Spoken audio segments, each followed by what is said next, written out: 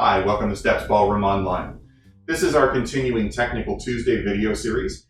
This series focuses in on those nitty-gritty technical things that we can do to take all the steps that we learn in our other class videos and elevate them to the next level.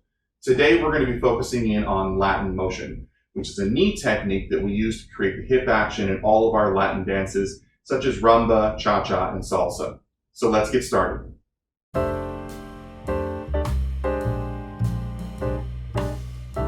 So when it comes to hip action for our ballroom Latin dances, if we're going very technically, we want to make sure that we can create hip action without creating ripple up through the body. Even though this looks good, it causes a problem when you have your shoulder line moving, because that's where all of our leads come from. So this is a very nitty-gritty technical ballroom thing, but when we do this, we want to stabilize the upper body from the rib cage up so that when we have the hip action, there is minimal impact in the upper body so that the lady doesn't confuse a ripple with a lead and vice versa. So before we get into a particular dance with this skill, we have to work on it in some basic foot positions. So we're going to work on this in first position, second position, and our fourth positions for ballroom. So we're going to bring our feet together in first position. When we do this, you want to feel like your heels stay down glued to the floor. So as we start bending our knees, what I don't want to see is having your heels pop up on the floor. The reason for that is if the heels are lifting off the floor as we're shifting the knees, then the feet are absorbing the offset that would create our hip action in this motion. So the heels are going to pull down. Our upper body, by contrast, is going to pull up through the abdominals and be up here on top of the countertop. So we're pulling in two directions. Heels are pulling down, upper body's pulling up. Now, if you've got that correct, I'm going to be your mirror image. So I want you to visualize that I'm your mirror image, and I want you to keep your right leg straight while you bend your left knee. Now, if you're a lady, normally it would be opposite. You would keep your left leg straight while you bend your right knee first, but for practice, it doesn't matter. We can all work together. So you keep your right leg straight and bend your left knee. Now, as you do that, you'll notice that if you don't compensate anywhere else in the body, if the heels don't pop or the body doesn't sink, we're pulling in those two directions. When we make that knee bend, there's nowhere for that offset to go but into the other hip. So as we bend the left knee, our right hip pops. Now as we straighten the left knee and then bend the right knee, our left hip pops. So as we straighten and bend, straighten and bend, straighten and bend, straighten and bend, the hips will rock from side to side as we go through that motion. Now this is the technique we're going to use to create the hip action as we take the steps. This happens in between every single step that we take in our Latin dances. So in order to practice this properly, you want to work with the rhythm of the dance that you're working with. So if you're working with rumba, you want to work quick, quick, slow, quick, quick, slow. If you're working with cha-cha, you want to use 1, 2, 3, cha-cha-cha, 2, 3, cha-cha-cha, 2, 3, cha-cha-cha as you're working your rhythm. If you're working with salsa, you want to use quick, quick, slow, or 1, 2, 3, 1, 2, 3, 1, 2, 3 as you go through the process. We'll start with rumba because it's a slower rhythm to work. Now when you have quicks and slows in steps, usually that means quick steps are smaller than slow steps.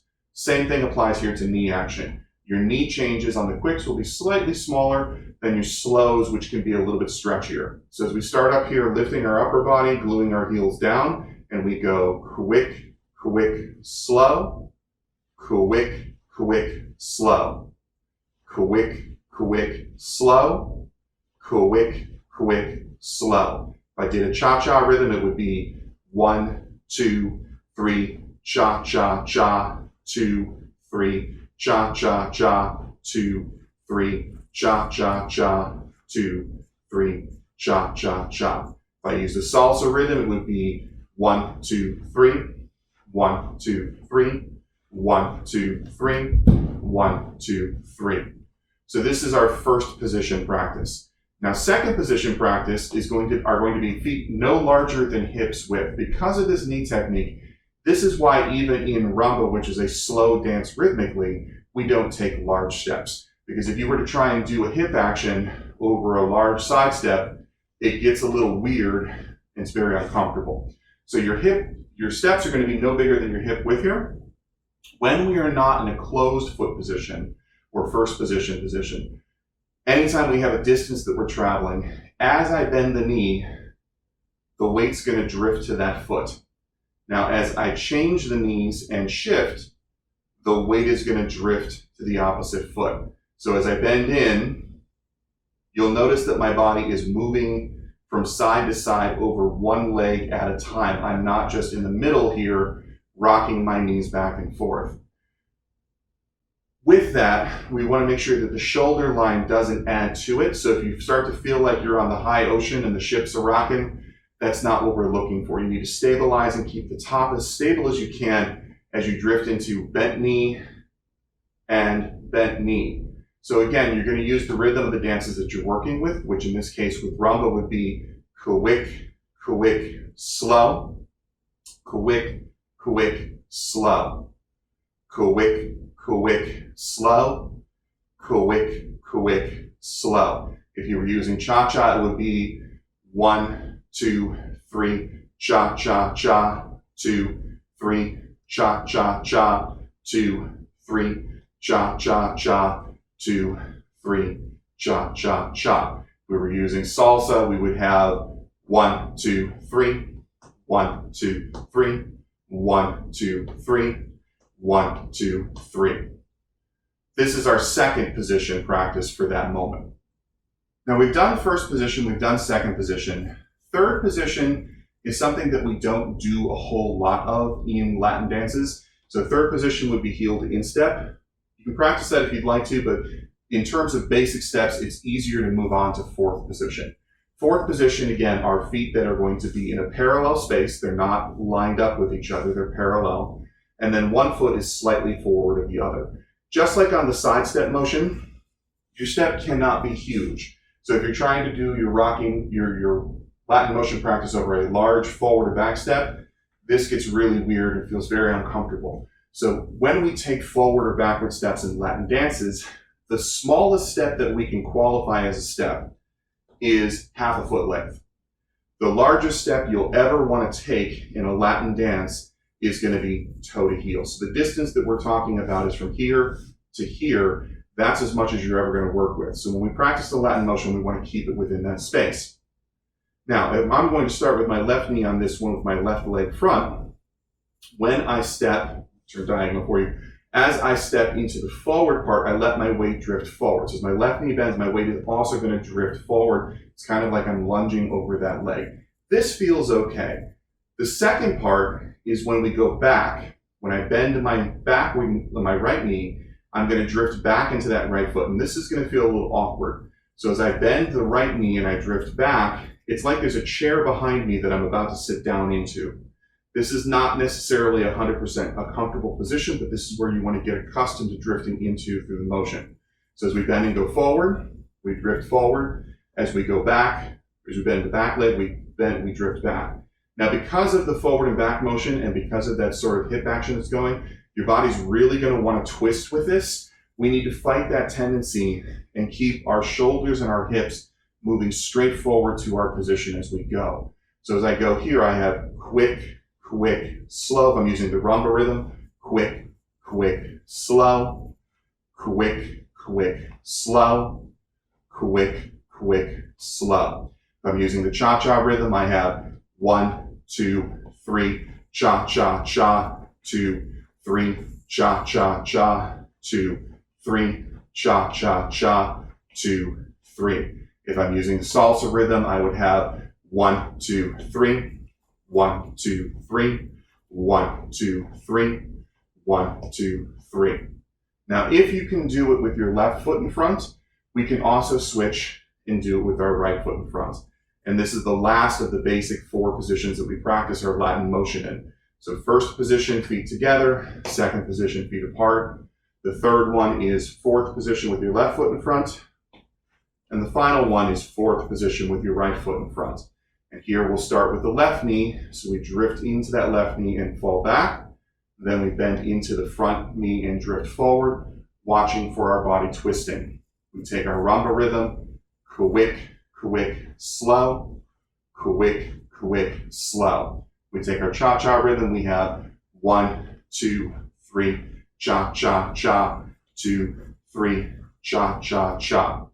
We take our salsa rhythm, we have 1, 2, 3, 1, 2, 3, 1, 2, 3, 1, 2, 3. Now this is a long-term project, so this is the first part of the process. What you want to do with this is work on this for a couple of weeks before you work on the dance steps in whatever dance you're working on. So if you're taking a rumba class and you're learning rumba patterns, when you go to practice for the week, spend about anywhere between 2 to 5 minutes just looking at yourself in a mirror and practicing these 4 foot positions: quick, quick, slow, quick, quick, slow, quick, quick, slow, quick, quick, slow, quick, quick, slow, quick, quick, slow, and then quick, quick, slow, quick, quick, slow, before you actually work on the actual steps that you're learning in class. When you work on the steps themselves, initially, don't worry about trying to do this motion while you're learning the steps. Just keep them separate. As you practice this over time, what you will start to feel is that your body sort of gets a feel of this and it starts to bleed into the steps you're already doing. This is where we know that your body has learned that muscle memory a little bit, and we can start working on it in the patterns that we're working with.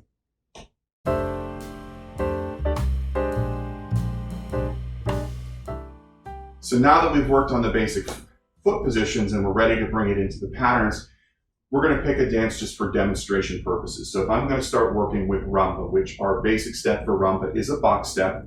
So our normal step for rumba is side, together, walk forward, side, together, walk backward. That would be the gentleman's part. The lady's part would start on the backward, going side, together, walk backward, side, together, walk forward. So this is a basic figure that we can use to practice our Latin motion. Working it into the patterns is the process of taking the patterns that you've learned and then doing this next part of the process. So the knee change does not happen on the steps. The knee change happens in between the steps with the weight transfer. So you'll start feet together, and if I'm being the gentleman's part for right now, I will start with my left knee bent because that's our starting position.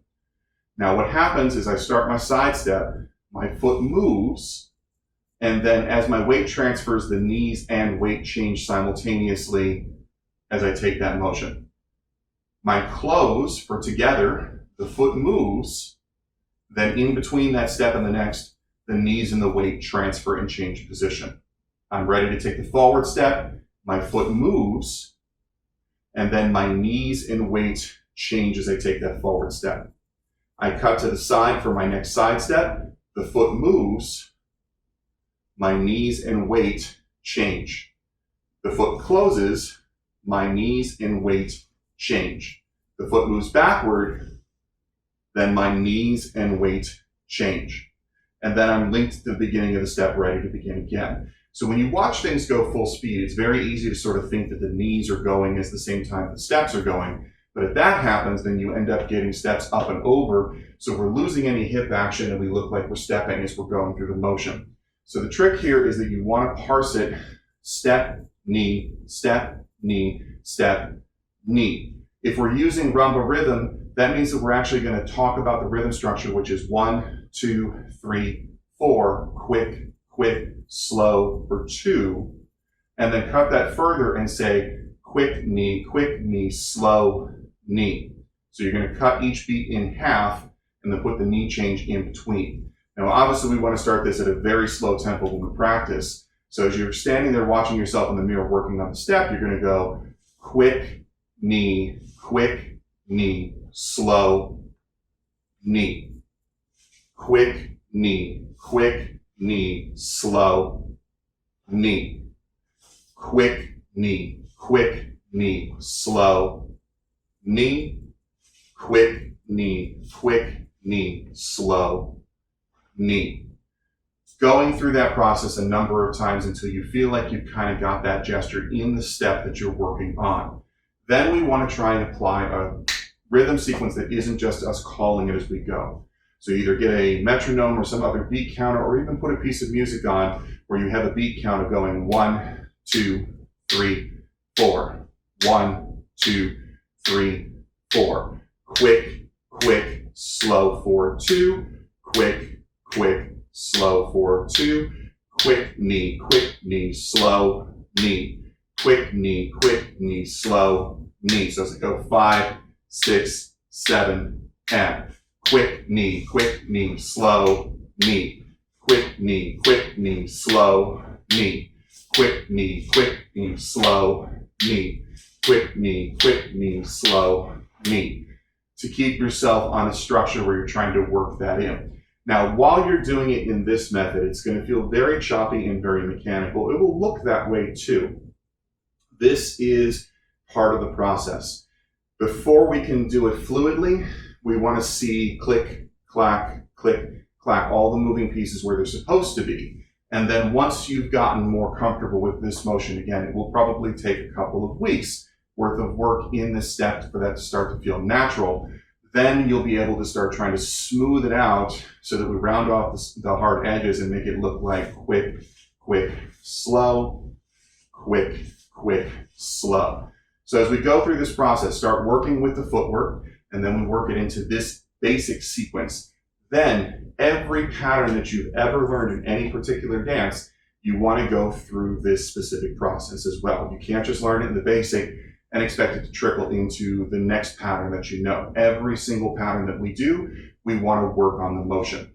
You will have Latin motion on every single step in a Latin dance unless you turn more than 180 degrees in one step. So if you have a step where you actually turn all the way around, that step is not going to have the Latin motion for that one moment, but every other step would. So if you're turning like in a walk around turn, as you step into the motion here, if you have a walk around turn, that will have the Latin motion because you're turning less than 180 degrees per foot. So as we keep working on that, that's where you want to focus. So keep practicing with the Latin motion. Again, it is a long-term process. It takes quite a while before this will become something that is muscle memory for you in those dances. So you will see it wax and wane. You might have it for a little bit, and then it fades away. But keep working on it, and you will eventually get there with all of your steps. If you've enjoyed this video, do make sure that you like and subscribe. Hit all those YouTube buttons down below so that you receive all of our updates in the future. If you want to be a part of our live stream classes where we focus on individual dances, reach out to us via email at dance@stepsballroom.com. You can also find us at the social media links below in the description. Otherwise, keep practicing, and I will see you in our next lesson.